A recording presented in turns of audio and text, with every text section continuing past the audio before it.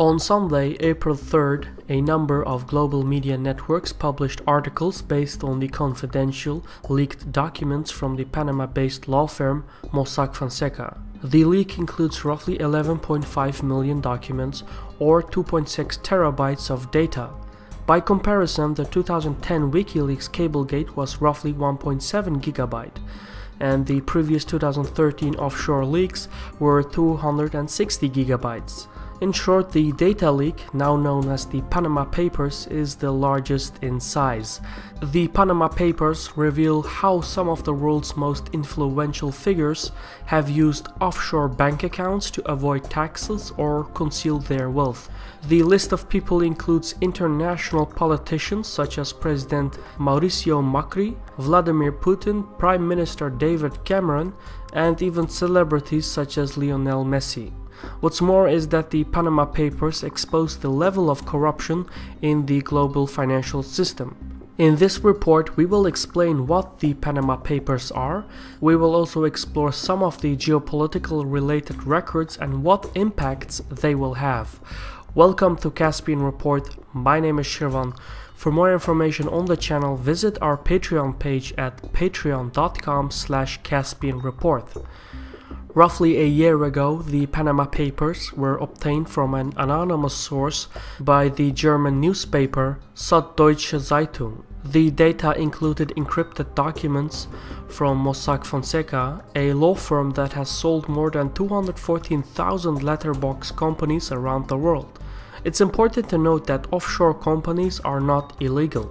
There are genuine reasons for using an offshore account, such as to protect assets against currency restrictions. Others use offshore accounts for reasons for inheritance and estate planning.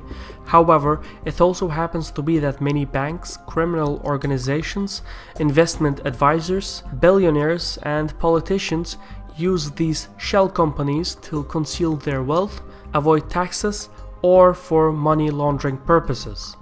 The following months, the German newspaper collected the data.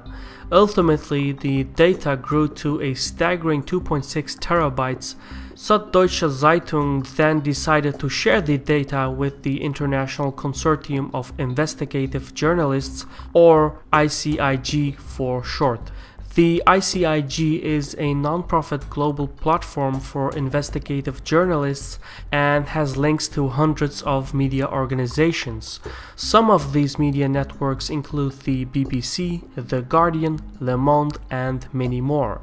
In collaboration, these networks researched the contents of the data leak and finally published their biggest findings last Sunday. From there, it became global news.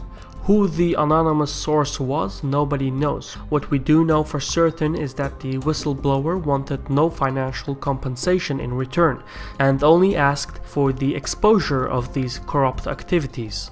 Given the unprecedented size of the data, more media coverage and outlets are expected to be published in the coming days and weeks. In fact, thus far only the tip of the iceberg has been revealed, as there is enough data in the leaks for years of research. Even though these revelations are publicly embarrassing, not all of them will have a meaningful impact. For example, the wealth of President Macri of Argentina was already well documented, as he was the president of a prestigious football club prior to his political career. Thus, Macri will most likely get away with this scandal. The same is true for the presidents of Ukraine, Azerbaijan, Georgia, and Russia. For example, the Panama Papers reveal that President Putin of Russia, in collaboration with cellist and close associate Roldugin, hid away $2 billion in offshore accounts. Yet, the wealth of Putin was already well known even before the data leak, and the total sum far exceeds the $2 billion mentioned in the Panama Papers. However, since Putin has a tight grip on state and civilian institutions, his exposure in Russia will be very limited. As for President Poroshenko of Ukraine, who concealed significant wealth in the British Virgin Islands, his involvement will have an influence in the Dutch referendum scheduled for April 6th. The referendum concerns whether the European Union should ratify a trade agreement with Ukraine. Already Dutch politicians who opposed the warming of EU-Ukraine relations are exploiting Poroshenko's involvement in the Panama Papers. One country that will welcome the Panama Papers is China. The ruling party was already amidst an anti-corruption campaign which targeted the Communist Party members. President Jinping is likely to use these new records to expose undesirable members of the Communist Party. However, the data leak also mentions his brother-in-law. As a result, the Chinese leadership will selectively use certain documents against political opponents and at the same time censor other documents for protection of political allies. Further west in Europe, Iceland's Prime Minister Gunn Laugonsson has just resigned from his position.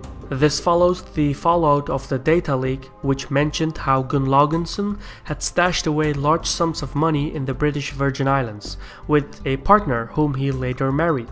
Gunn Laugonsson later on sold his share of the company to his wife for $1. Thus, he avoided the tax reforms that followed the financial crisis in Iceland. The overwhelming protests in Iceland have now forced the resignation of Gunn Laugonsson. Some other noteworthy figures mentioned in the Panama Papers include King Salman of Saudi Arabia, Prime Minister Sharif of Pakistan, former Prime Minister Al Thani of Qatar. The list even includes close associates of President al-Assad of Syria, elite figures of the influential Chinese Politburo, and Ian Cameron, the father of Prime Minister Cameron of the United Kingdom. Interestingly enough, there weren't really that many Americans in the list. About 3,100 shell companies were based in the United States. That number sounds a lot, but in comparison to the true number of tax dodgers by Americans, it's relatively low. The reason for this is Washington's failure to join the Common Reporting Standard, or CRS for short. The CRS was meant as a transparency initiative within the context of the Organization for Economic Cooperation and Development. One of the principal ideas was to share tax data in order to combat global tax evasion. And even though more and more countries are becoming signatories to this initiative, Washington itself has yet to fully join. The US Treasury has announced the intention to join the ranks of the CRS, but without congressional approval, that is just not going to happen. In the meantime, the US refusal to share tax data has transformed the country into one of the largest tax havens of all. This is one of the many loopholes that allows for the existence of shell companies within the United States, meaning wealthy Americans and companies who want to hide their money have no reason to go to Panama while they can do it in the homeland. All in all, the Panama Papers mentions about 14,000 clients who have used tax havens to conceal their wealth. Of these clients, the data mentions government officials, their relatives, and associates of more than 40 countries. These include figures from India, Brazil, Mexico, South Africa, Spain, Romania, and more.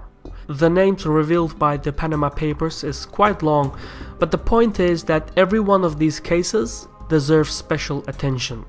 In essence, the mentioned examples show that there will be repercussions, but justice will not prevail everywhere. Every politician will be judged according to their circumstances. Some will get away with it, others will not. But perhaps what the Panama Papers reveal at their core is not the individual scandals and corrupt dealings, rather it places the focus on the financial system itself. There have been theories, rumors, and allegations of vast sums of hidden wealth. However, never before was there genuine evidence for such activities. What's more is that the data leak comes at a time when the gap between the rich and poor has been increasing for decades. Interestingly enough, Mossack Fonseca is the world's fourth largest offshore law firm. So just imagine how much more concealed wealth and tax evasion exist in the top 3 largest law firms. According to some estimates, roughly 8% of the global wealth is currently hidden in offshore tax havens such as the Cayman Islands, Puerto Rico, Bermuda, Switzerland, Luxembourg, Cyprus, Hong Kong, and more. Some politicians have long advocated for tax reforms that will enable governments to haul in the concealed wealth and boost their local economies. Several countries have already started investigating the Panama Papers, including France, Germany, the Netherlands, Austria, Sweden, and the United States. Basically, the Panama Papers have now provided the necessary public support for the financial reforms, and many governments and politicians will use the momentum to push for the necessary tax reforms. Thank you for watching this Caspian report, which was brought to you by the contributors on Patreon. And if you want to support the show, please go to patreon.com/CaspianReport. For now, thank you for watching, take care, and Sahol.